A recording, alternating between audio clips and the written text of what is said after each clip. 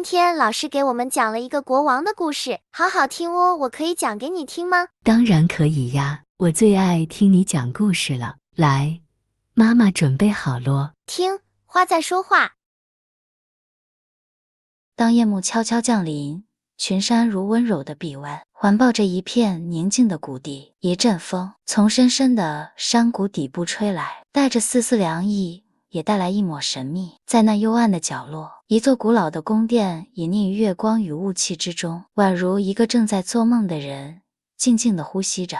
那里住着一位神秘的国王，他的花园只在夜晚发出光芒，不是灯光，也不是萤火虫，而是一种更为奇妙的光，就像星星种在地上开了花。可是没有人见过它的全貌，因为国王从不让任何人靠近。每晚，国王都会独自走进花园，坐在那株最大最亮的夜光树下，他望着天上的星星，仿佛在等待一个不会归来的人。没人知道他为何叹气，更没人知道他的心中藏着多么深的孤独。有人说，那些花朵是国王心里情绪的影子，如果快乐，花园就会亮起金色的光；如果悲伤，整个夜空都会变成温柔的蓝。而当愤怒袭来，整座花园就像燃起了红色的火焰。直到有一天，一个名叫莉莉的小女孩来到了这片山谷，她是跟随着一只通体闪着淡蓝色光芒的小蝴蝶走来的，而那只蝴蝶正是从花园的方向飞出来的。咦，它好像在带我去哪里？莉莉追着蝴蝶跑上山坡，拨开一丛丛树枝，眼前忽然豁然开朗。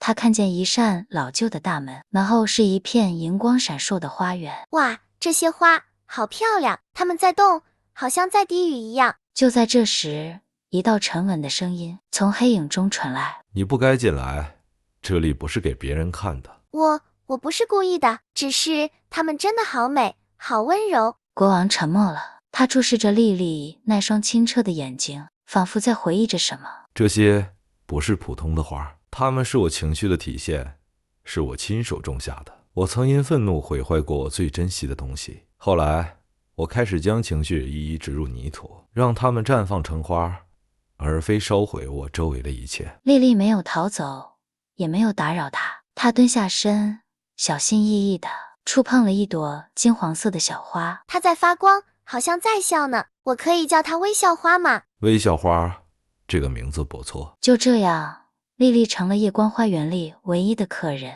她每天都来为花朵取名字、编故事、画画，有时还会带来她亲手制作的小点心。国王开始期待她的到来，因为他发现和别人分享情绪其实并没有那么可怕。你知道吗？我也会生气。有一次我把玩具摔了，还哭了好久，但后来我画了一张火焰兔，画完之后心情好多了。原来不只有我会发火。在莉莉的陪伴下，国王慢慢学会了表达。他不再将情绪藏匿于花园之中，而是学着用言语、微笑和包容去面对一切。直到有一天，国王和莉莉站在宫殿的大门前。我们要打开它了吗？是的，不是为了我，而是为了让大家也能找到自己的情绪之花。他们一起缓缓推开了那扇多年未启的门，人们走进来，被眼前的景象惊呆了。金色、蓝色、粉色、紫色，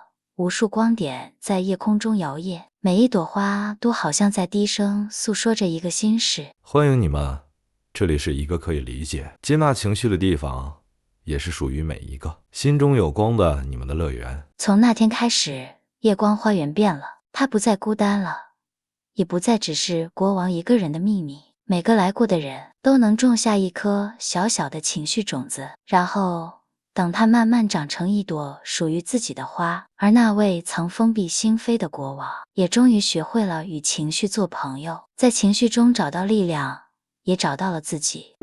故事结束啦，小朋友，你有没有像国王一样开心、难过或有点生气的时候呢？如果你的情绪是一朵花，它会是什么颜色？叫什么名字呢？你也可以像莉莉，用画画、写故事、做手工把它种出来哦。记得请爸爸妈妈陪你一起把这些情绪之花贴在房间里，或做成一本情绪小绘本。如果你喜欢这个故事，记得按个赞，订阅我们的频道。下一集还有更多温柔的小冒险等着你，我们下次见，拜拜。